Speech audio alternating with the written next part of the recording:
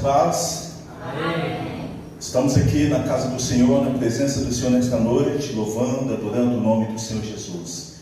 Como é bom estar na casa do Senhor. E este é o campo missionário presbiteriano de Calubi, sertão de Pernambuco.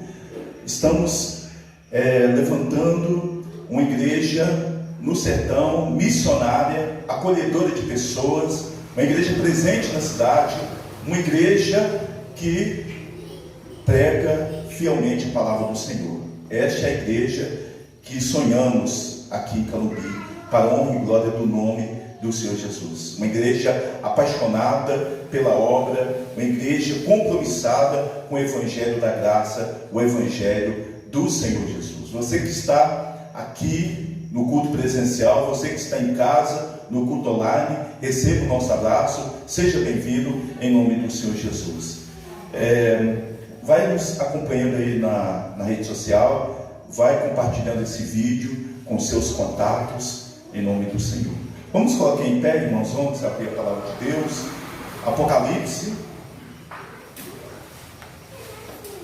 Apocalipse capítulo 2, a partir do versículo 8.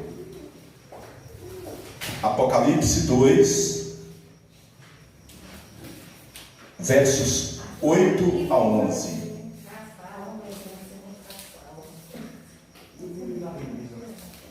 Apocalipse 2, versículos 8 a 11. Nós estaremos meditando nesta palavra, neste texto, nesta noite. É o último livro da Bíblia, Apocalipse, capítulo 2, versículos 8 a 11. Abra sua Bíblia, vou fazer leitura e os irmãos vão acompanhando em nome de Jesus. Ao anjo da igreja em Esmirna escreve: estas coisas diz o primeiro e o último, que esteve morto e tornou a viver. Conheço a tua tribulação, a tua pobreza, mas tu és rico, e a blasfêmia dos que a si mesmos se declaram judeus e não são, sendo antes sinagogas de Satanás. Não temas as coisas que tens de sofrer. Eis que o diabo está para lançar em prisão alguns dentre vós, para serem expostos à prova, e tereis tribulação de 10 dias. Sê fiel até a morte, e dar-te-ei a coroa da vida. Quem tem ouvidos, ouça o que o Espírito diz às igrejas. O vencedor de nenhum modo sofrerá dano da segunda morte. Oremos ao Senhor. Meu Deus eterno Pai, que nesta noite o Senhor venha falar aos nossos corações através da meditação da Tua palavra, Senhor. Nós lemos a Tua palavra, venha nos dar a unção do Senhor, venha nos revestir nesta noite com o Teu poder, que a Tua palavra venha achar guarida em nossas vidas, em nossos corações. Esteja, ó Deus, nesta noite, ó Deus, indo ao encontro de cada vida que está aqui neste salão, que está em casa, em seu lar. Que o Senhor esteja, ó Deus, operando maravilhas. Que o Senhor esteja ministrando a bênção do Senhor, em nome de Jesus. Amém. Os irmãos podem sentar. Tudo que Deus espera de nós é a fidelidade. Deus quer que essa igreja seja uma igreja fiel. Deus está querendo levantar aqui uma igreja que tenha fidelidade. Fidelidade às Escrituras, fidelidade ao chamado, fidelidade em tudo nas nossas vidas. Não existe melhor professor de oração do que o sofrimento, como diz o reverendo Augusto Nicodemos. É possível o crente ser fiel e ser fiel até a morte no mundo carimbado pela corrupção, pelo mal? O sofrimento, ele revela quem é fiel e quem não é. Aqui nesse texto nós vemos uma igreja sofredora, perseguida, pobre, caluniada, aprisionada, enfrentando a própria morte, mas uma igreja fiel, que só recebe elogios de Jesus aqui nesse texto. Tudo o que Jesus diz haver sido a mais fiel a Roma. Muito antes de Roma ser senhora do mundo, Esmina já era fiel a Roma. Cícero dizia que Esmina era a aliada mais antiga e fiel a Roma.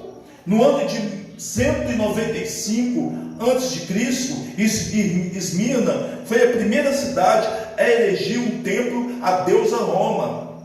E no ano 26 depois de Cristo, quando as cidades da Ásia Menor competiam o privilégio de construir um templo ao imperador Tibério, Esmina ganhou de Éfeso esse privilégio. Para a igreja dessa cidade, Jesus disse: "Ser fiel até a morte e dar-te-ei a coroa da vida." Aqui nesse texto nós vemos uma igreja vitoriosa na cidade dos Jogos Atléticos. Esmina tinha um estádio onde todos os anos se celebravam os Jogos Atléticos famosos em todo o mundo. Jogadores disputavam uma coroa de louros. Para os crentes dessa cidade, Jesus prometeu a coroa da vida. Ser cristão em Esmirna era um risco de perder os bens e a própria vida. Essa igreja pobre, caluniada e perseguida só recebe elogios de Cristo. A fidelidade até a morte era a marca dessa igreja. A fidelidade é um princípio básico da vida cristã, meus irmãos. Hoje, os maridos e esposas estão quebrando os votos assumidos no casamento. Os pais estão quebrando os votos assumidos no batismo dos filhos. Os crentes estão quebrando os votos feitos na profissão de fé. Como ser um crente fiel em tempos de pandemia? Como ser um crente fiel em tempos de pandemia? Em primeiro lugar, não tendo uma visão desromantizada da vida. Versículos 8 e 9 do texto que nós acabamos de ler. A igreja de Esmina estava atravessando um momento de prova, e o futuro imediato era mais sombrio. Há 4 coisas nesta carta que precisamos destacar se queremos ter uma igreja desromantizada da vida. Olha essa palavrinha no versículo de número 9: tribulação. Conheço a tua tribulação. A ideia de tribulação aqui é de um aperto, um sufoco, um esmagamento. A igreja estava sendo exprimida debaixo de um rolo compressor. A pressão dos acontecimentos pesava sobre a igreja, e a força das circunstâncias procurava forçar a igreja a abandonar a sua fé. Os crentes em Esmina estavam sendo atacados e mortos. Eles eram forçados a adorar o imperador de Roma como um Deus. De uma única vez, lançaram do alto dos montes pagos 1.200 crentes. De outra feita, lançaram 800 crentes. Todos morreram. Os crentes estavam morrendo por causa da sua fé em Cristo Jesus. E hoje, os crentes estão morrendo de quê? Como entender o amor de Deus no meio da perseguição? Como entender o amor do Pai pelo seu Filho quando o entregou como sacrifício? Onde é sacrificado o amado, o amor se oculta. Isso é sexta-feira da paixão. Não ausência, mas ocultação do amor de Deus. Aquela igreja passava pela tribulação. E hoje, amados, muitos crentes cristãos, entre aspas, não querem passar pela tribulação, não querem passar pelo sofrimento. Acha que a vida cristã é sombra e água fresca. Acha que a vida cristã é só de bênçãos. Acha que a vida cristã é só de prosperidade. Acha que a vida cristã é só de bolsa com dinheiro. São os falsos cristãos do evangelho, da teologia da prosperidade. Não querem passar pela tribulação. Mas como cristãos, nós vamos passar por tribulações. Porque é no meio da tribulação é que nós somos aperfeiçoados. É no meio da tribulação é que Deus nos experimenta. É na grande tribulação, é na tribulação é que nós vemos, irmãos, quem é crente e quem não é crente. Só basta uma pandemia que muitos largam a fé. Basta uma pandemia que muitos não vêm mais à igreja. Basta uma tribulação que muitos não leem mais a Bíblia, não oram mais e estão por aí curtindo o mundo. É no meio da tribulação que o crente é provado, se ele realmente é fiel ou não. Outra palavrinha aqui no texto, versículo 9: conheça a tua tribulação, a tua pobreza. A tua pobreza, mas entre parênteses, mas tu és rico. Meu irmão, a pobreza não é maldição. Jesus diz: bem-aventurados os pobres, lá em Lucas 6, versículo 20. Tiago diz que Deus elege os pobres do mundo para serem ricos na fé. Tiago 2, 5.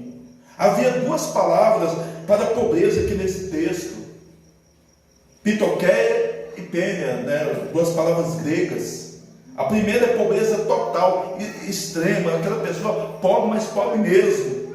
Ela é representada pela imagem do mendigo agachado.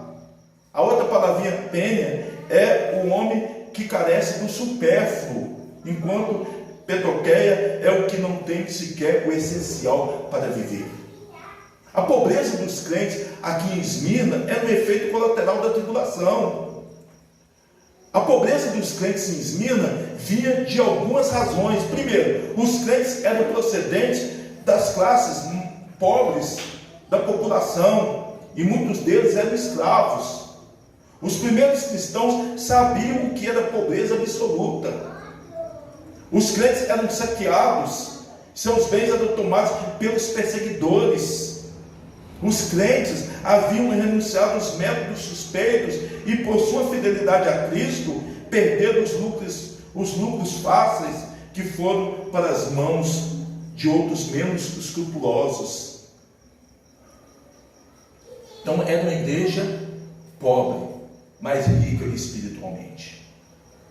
Outra palavrinha aqui no texto nós vemos: e a blasfêmia dos que a si mesmos se declaram judeus e não são, sendo sinagoga de Satanás.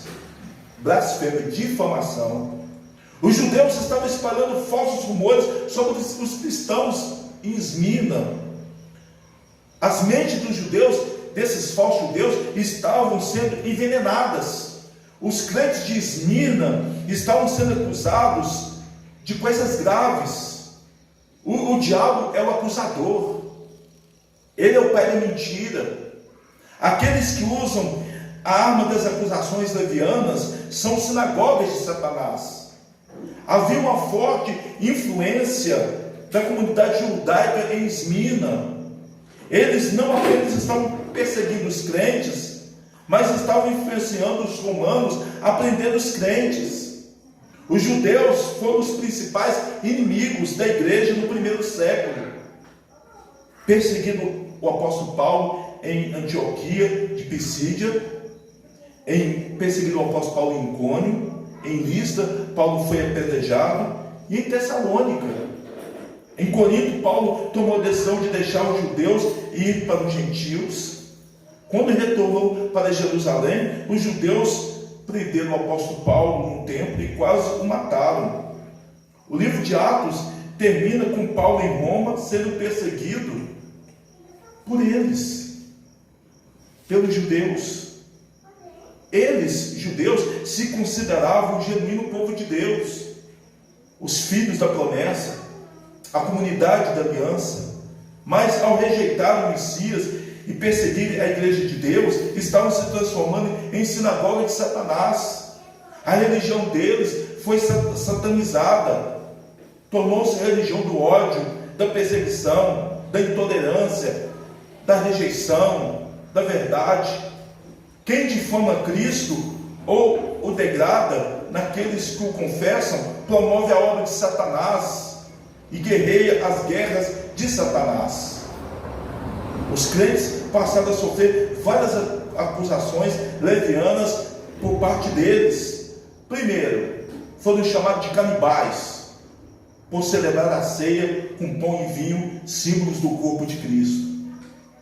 Segundo, os cristãos foram difamados, foram chamados de imorais por celebrarem a festa do ágape antes da Eucaristia.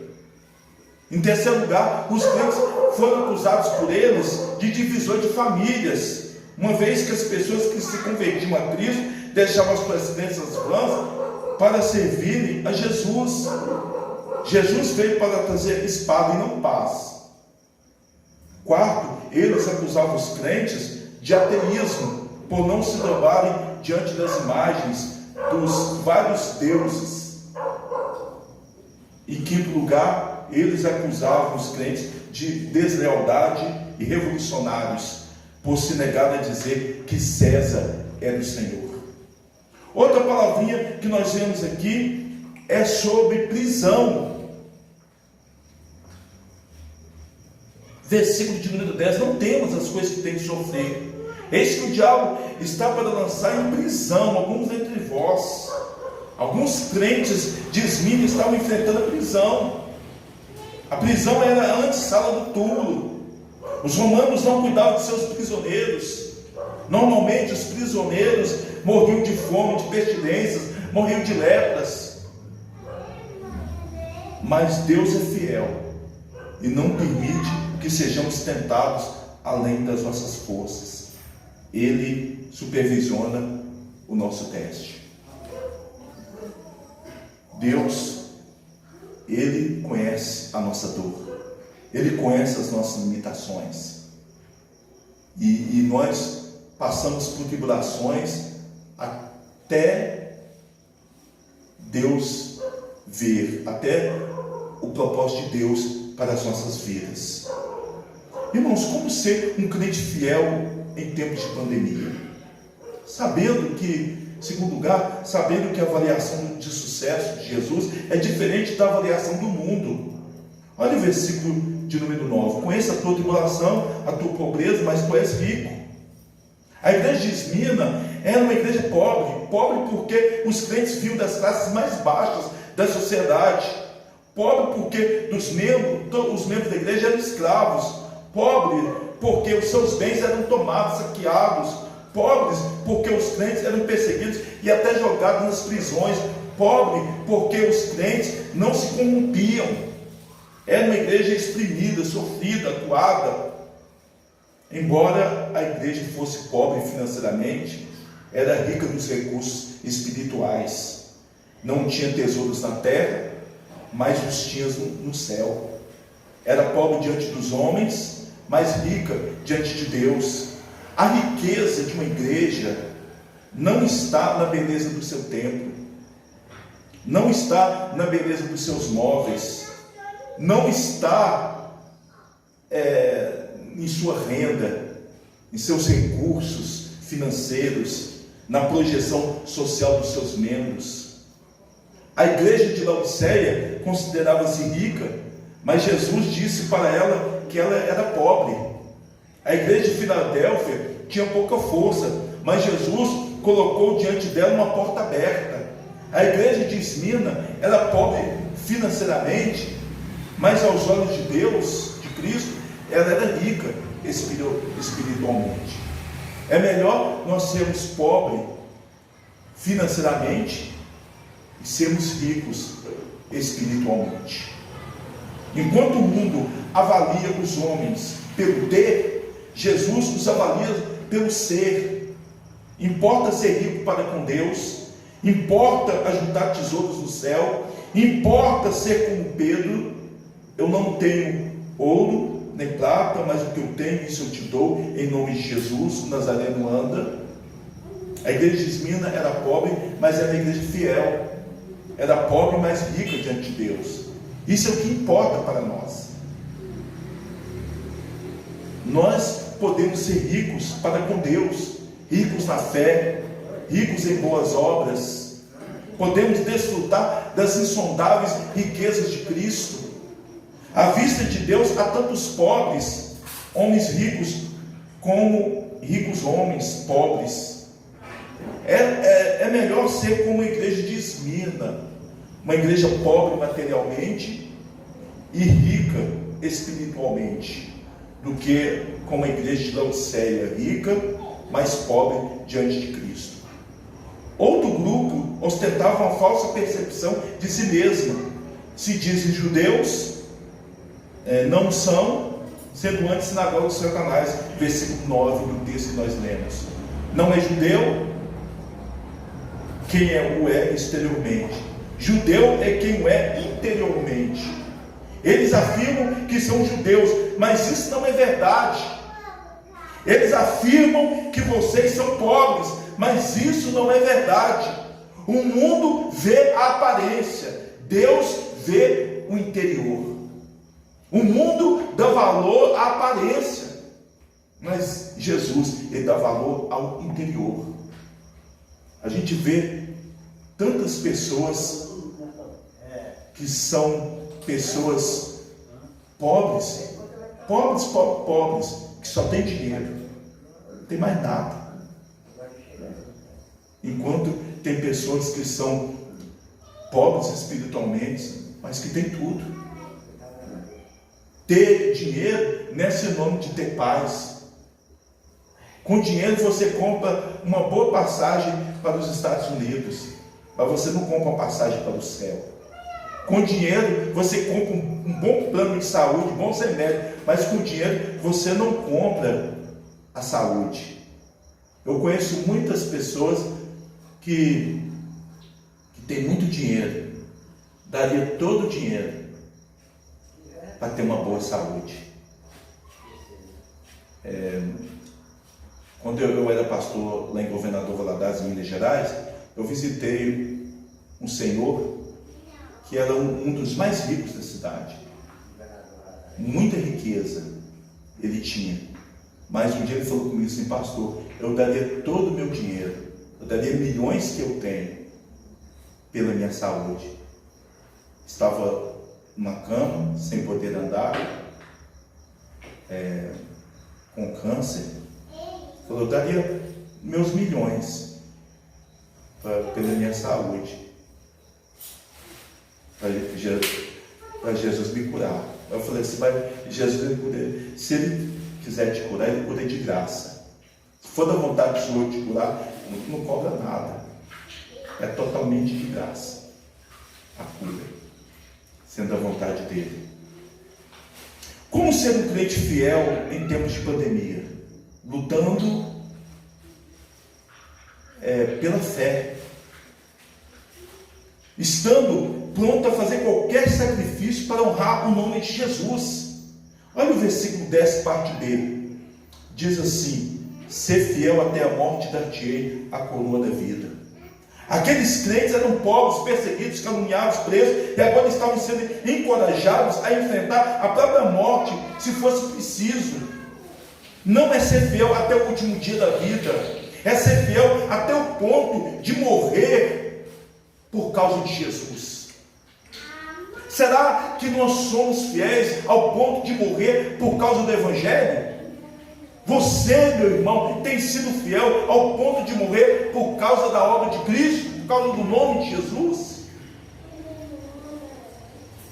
Ser fiel é preferir morrer a negar a Jesus. Jesus foi obediente até a morte de cruz. Ele foi da cruz até a coroa. Essa linha também foi traçada para a igreja de Esmirna: ser fiel até a morte e dar-te-ei a coroa da vida. A igreja de Esmirna, assim, não é candidata à morte, mas à vida. A cidade de Esmirna era fiel a Roma, mas os crentes são chamados a serem fiéis a Jesus.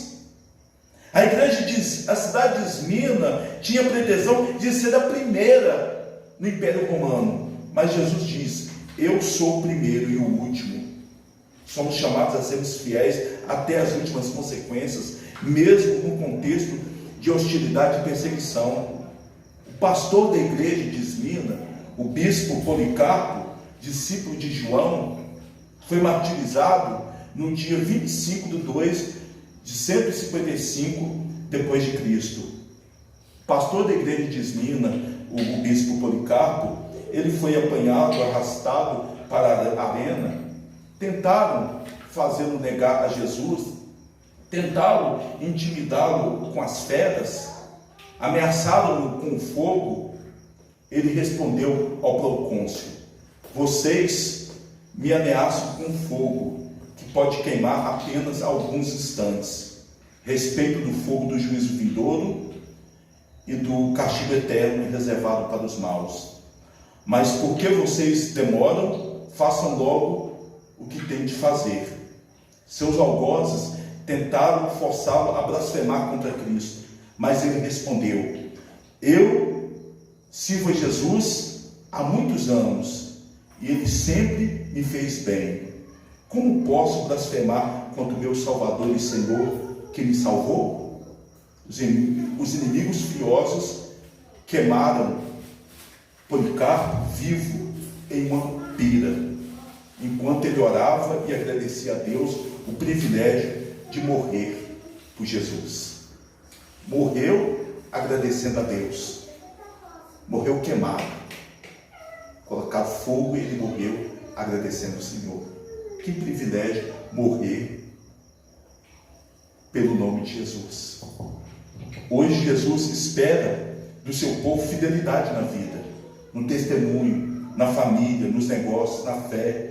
Não venda o seu Senhor por dinheiro, como Judas. Não troque o seu Senhor por um prato de lentilhas, como fez Esaú. Não venda a sua consciência por uma barra de ouro, como fez Acã. Seja fiel a Jesus, ainda que isso lhe custe o seu emprego, o seu sucesso, a sua vida.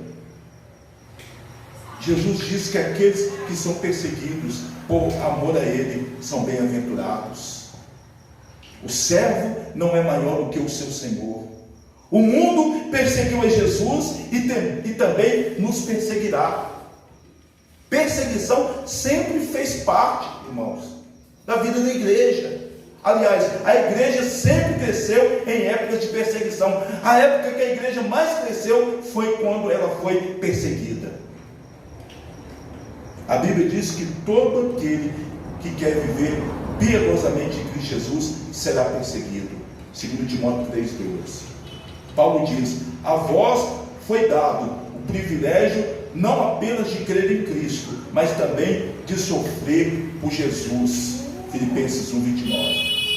Então, irmão, nós temos esse privilégio, não apenas de crer em Jesus, mas também de sofrer por Jesus, ser perseguido por Jesus. É um privilégio.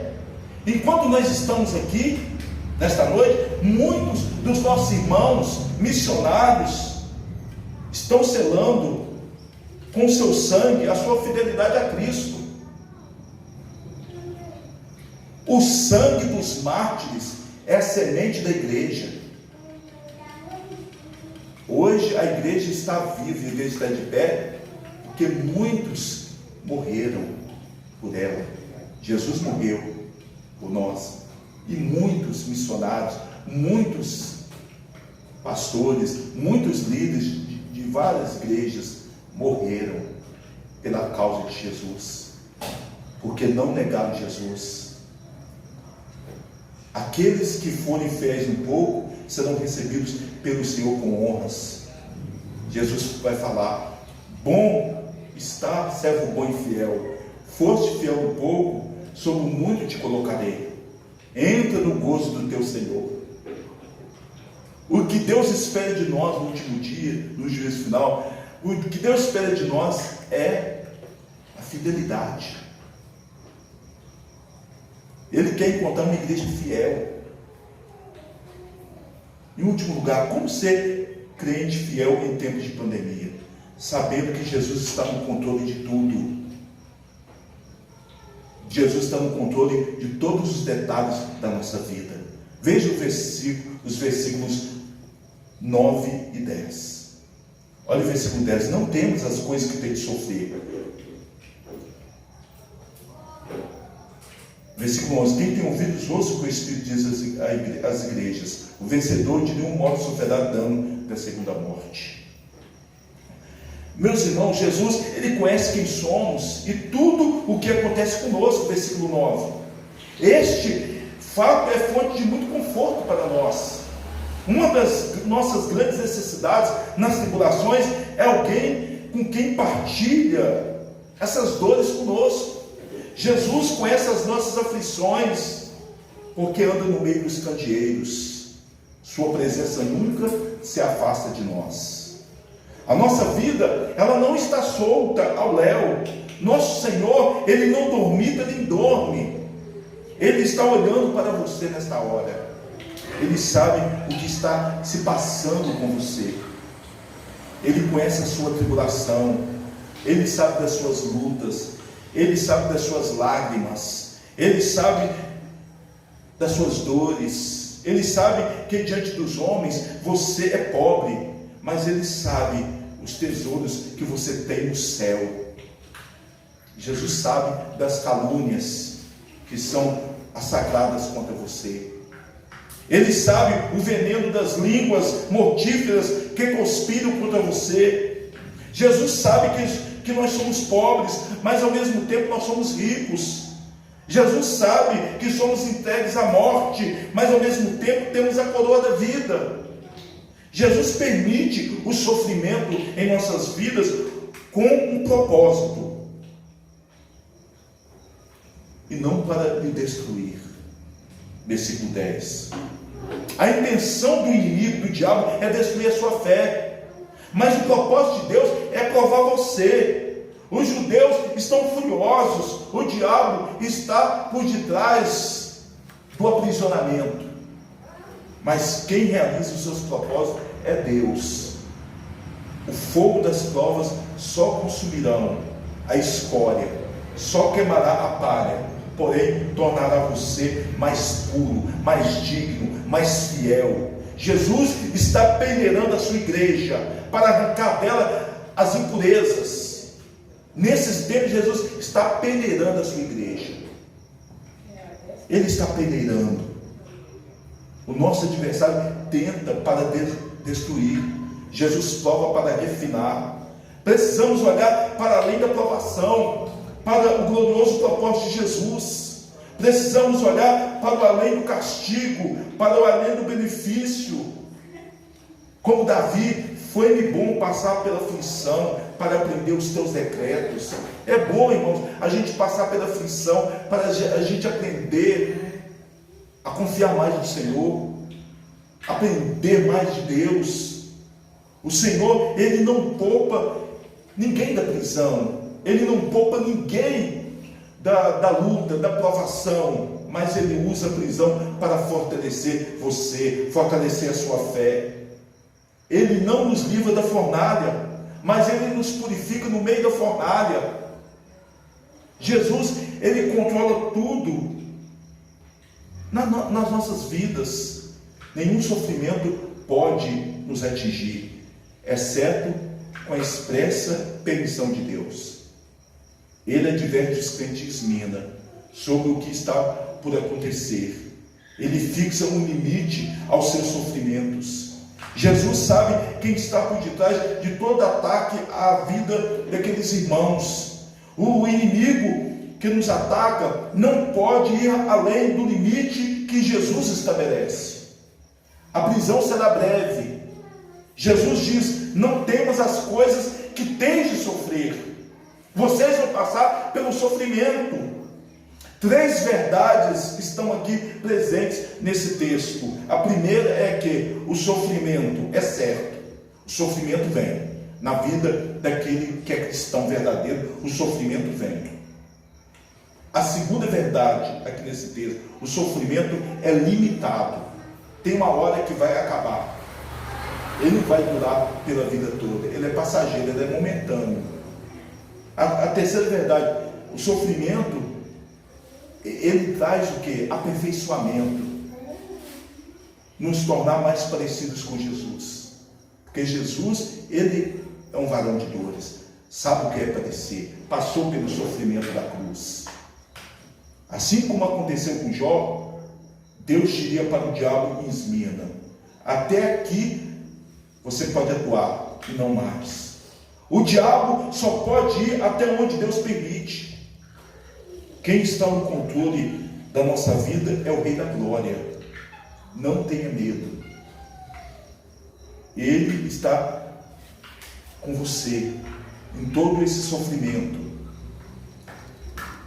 Jesus também passou pela tribulação. Ele foi homem de dores. Ele sabe o que é padecer. Ele foi pressionado pelo inferno. Jesus suportou a pobreza, não tinha onde reclinar a cabeça. Jesus foi caluniado, chamaram Jesus de beberrão, de impostor, de blasfemo, de possesso, possuído pelo Beelzebul. Jesus foi preso, cuspido, açoitado, pregado na cruz.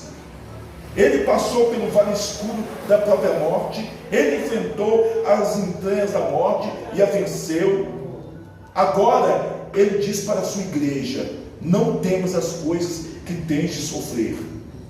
Nós não podemos temer as coisas que nós vamos sofrer, porque essa pandemia é fichinha diante das coisas que vamos padecer mais para frente. É fichinha. Igual um dia lá em Governador Valadares faz muito calor.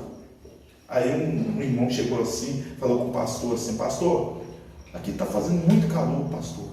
Aí o pastor falou assim: olha, isso aqui é fichinha em relação ao inferno. É fichinha. Esse calor é fichinha. Igual aqui no sertão, o calor do sertão é fichinha em relação ao calor do inferno. É fichinha. Né? Então, meus irmãos, quem tem ouvidos, ouça o que o Espírito diz na igreja, as igrejas. Cada igreja tem necessidade de um sopro especial do Espírito de Deus. A palavra para Esmina era a igreja: considere-se candidatos à vida, sob tribulação, pobreza, difamação, continuem fiéis. Não olhem para o sofrimento, mas para a recompensa. Só mais um pouco. Olha, esse sofrimento, só mais um pouco. Daqui a pouco nós vamos ouvir o nosso Senhor nos chamando de volta para casa. Nós estamos peregrinando, a nossa casa é a glória, é o céu. Daqui a pouco nós vamos ouvir, depois desse sofrimento, nós vamos ouvir o Senhor nos chamando de volta para casa, e o Senhor falando assim: vinde, benditos de meu Pai, entrem na posse do reino. Aqui não tem mais morte, não tem mais coronavírus, não tem mais sofrimento nenhum. Aqui não tem pranto, não tem luto, não tem dor. Vem para o reino celestial, vem para a glória. O vencedor não sofrerá o dano da segunda morte. Podemos enfrentar a morte até o martírio, mas escaparemos do inferno, que é a segunda morte, versículo 11, e entraremos no céu, que é a coroa da vida, versículo 10. Podemos ser fiéis até a morte, mas então a segunda morte não poderá nos atingir. Vamos passar pela primeira morte, mas a segunda morte não poderá nos atingir. Podemos perder a nossa vida, mas então a coroa da vida nos será dada. O importante, meu irmão, nessa caminhada é a coroa da vida. Vamos fixar os nossos olhos na recompensa. Olha a recompensa que vem para o crente fiel: dar-te-ei a coroa da vida. Essa é a recompensa para o crente fiel. Vale a pena ser fiel. Vale a pena você suportar tudo por amor a Jesus. Vale a pena você suportar as tribulações, as lutas. Vale a pena você permanecer fiel, firme em Jesus, firme na presença do Senhor. Vale a pena você aguentar firme mais um pouco, porque a coroa está esperando por você. A palavra de Deus diz: dar-te-ei a coroa da vida. Esse é o prêmio para o fiel. O fiel chega lá. Como diz aquele hino do nosso cenário: não é dos fortes a vitória, mas dos fiéis que seguem junto ao Senhor. Vamos orar, vamos falar com o nosso Deus e depois vamos encerrar essa parte da live para nós participarmos da Santa Ceia do Senhor. Quero chamar a nossa irmã missionária Aldenise, que vem à frente fazer uma oração em nome de Jesus.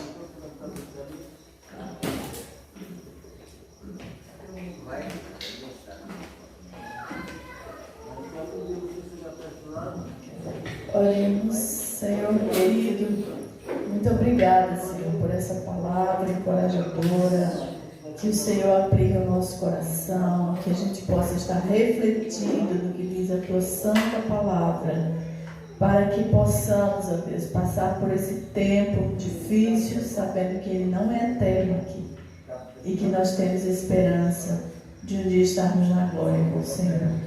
Que o Senhor Todo-Poderoso, Pai, tome as nossas vidas.